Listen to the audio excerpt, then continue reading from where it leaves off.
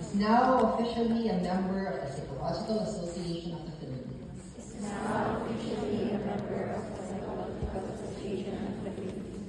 I do solemnly swear to uphold the principles of psychology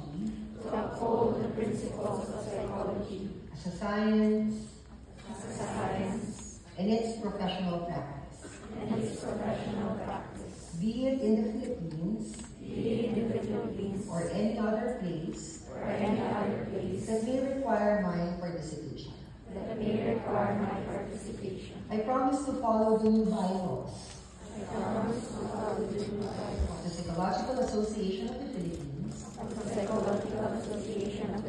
to abide by the rules and regulations that govern our association, to believe and adopt its vision, to actively work to accomplish its mission, to adhere to the code of ethics for Philippine psychologists and psychometricians, and in general, to uphold all that the organization stands for. I promise to do my duties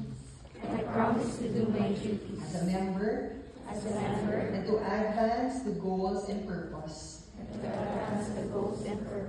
that the PAP stands for. So help me God. Welcome to the Psychological Association.